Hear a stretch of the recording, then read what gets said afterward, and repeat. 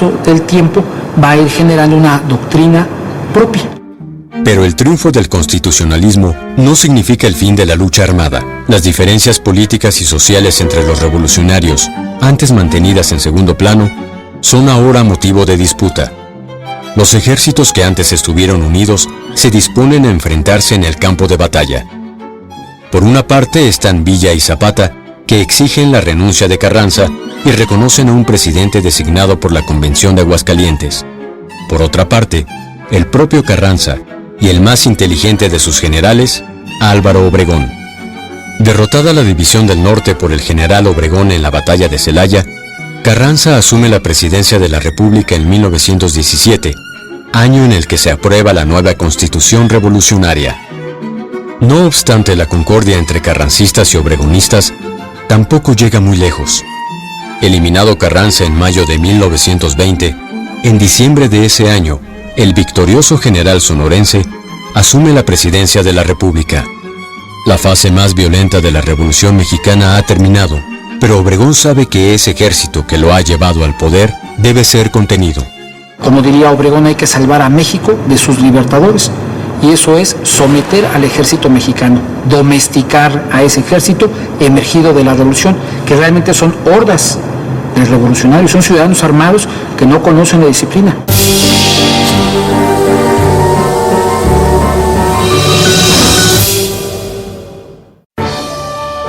¿De qué estamos hechos? Estamos hechos de un espíritu que no se cansa.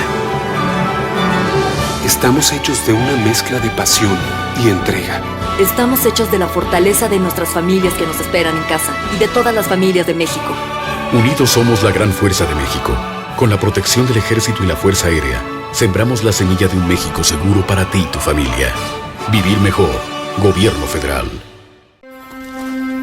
La verdadera fuerza del ejército no está en los uniformes ni las medallas.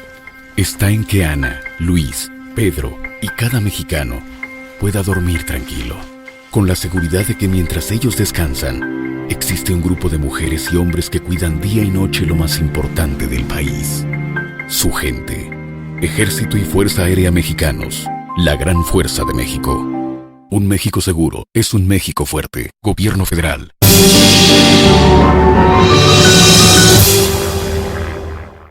Al asumir la presidencia el general Obregón, su principal desafío es la pacificación del país. Además de someter algunos movimientos rebeldes, el presidente llama al orden a su propio ejército. Lo primero que va a hacer Obregón va a ser disminuir el número de efectivos de las fuerzas revolucionarias. Por otra parte, va a haber una purga en los cuadros de mando del ejército, sobre todo en los cuadros superiores, en el cuadro de generales. Muchos van a ser cooptados a través de los 50,000 pesos o de darles un puesto político, y otros pues simplemente se va a recurrir a su eliminación. También es indispensable, como otro elemento necesario, capacitarlos, y entonces hay que reabrir desde 1920 el Colegio Militar y por supuesto también la Escuela Naval, que de alguna manera cerró en los tratados de Teroyucan. Apoyados en un ejército nacional cada vez más disciplinado, el presidente Obregón y su sucesor, el general Plutarco Elías Calles, liquidan los últimos movimientos rebeldes. Los insurrectos le facilitan al régimen la depuración que pretende. Esto va a ser facilitado por las distintas rebeliones que México enfrenta en la década de los 20, como es la rebelión de la Huertista de 1923-24, como es la rebelión serrano-gomista de 1927, como es la guerra del Yaqui de 1926, como es la guerra cristera de 1927 a 1929, como es la misma rebelión escobarista en el 29. En fin, todo ese tipo de levantamientos en contra del gobierno central pues va a facilitar al grupo sonorense ir eliminando cuadros de mando y sobre todo personal desafecto al régimen de los sonorenses. La estrategia del gobierno, sin embargo, no se reduce a los campos de batalla. Contempla también la educación y la profesionalización del ejército bajo la dirección de un general de notable trayectoria, Joaquín Amaro. El general Amaro es el hombre que va a comenzar sobre todo a estructurar al nuevo tipo de ejército. Las escuelas militares juegan un papel central. Otro elemento también importante es que se mandan observadores a distintos países europeos, particularmente Alemania y Estados Unidos, para ver exactamente cómo se conforma un ejército de carácter profesional. Se comienzan también a introducir, aunque de manera limitada, ciertos elementos de tecnología. Y tal vez el más importante es que hacia los años 20 México integra por primera vez una fuerza aérea. Aunque la creación de un arma de aviación militar databa de 1915, la gestión de Amaro la desarrolla y fortalece, al igual que el resto de los departamentos militares. Adiestramiento y disciplina son la base de la educación castrense. Se le empieza a adiestrar al soldado, no solamente en cuestiones del arte de la guerra, sino se le empieza a disciplinar, que es la columna vertebral de cualquier ejército.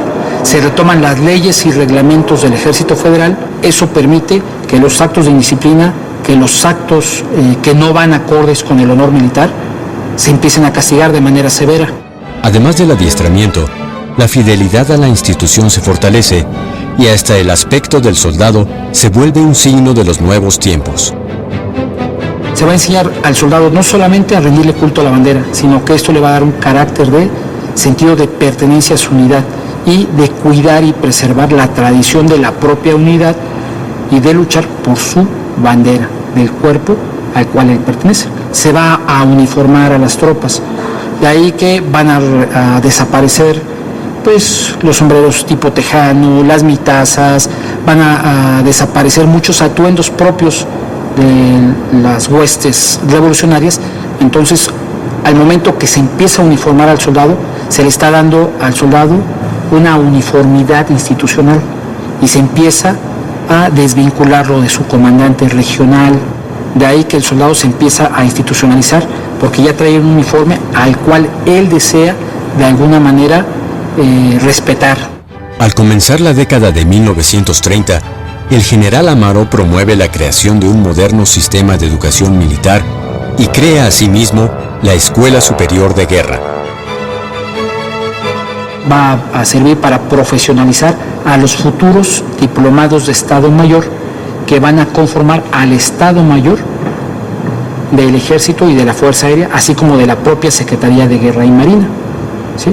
De ahí que la creación de este plantel es muy significativa en México, porque la profesionalización que se empieza a recibir desde el Colegio Militar va a ser continuada en la Escuela Superior de Guerra y va a permitir que se cree una élite intelectual, de alguna manera un grupo de militares profesionales que van a llevar a ese ejército revolucionario rumbo a la profesionalización hasta conocer al actual ejército mexicano. El 1 de noviembre de 1937, por decreto presidencial del general Lázaro Cárdenas, la Secretaría de Guerra y Marina cambia su nombre por el de Secretaría de la Defensa Nacional. 2 años después, sus funciones se acotan al crearse separadamente un Departamento de Marina Nacional. Los cambios responden en buena medida a un asunto de extrema importancia: el estallido de la Segunda Guerra Mundial. Nos habla de un cambio ideológico dentro de las Fuerzas Armadas mexicanas. ¿Por qué?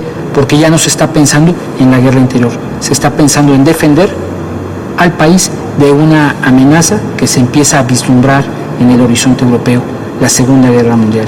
De ahí la denominación de Secretaría de la Defensa Nacional, que es acorde con la política exterior mexicana de no intervención y de libre autodeterminación de los pueblos.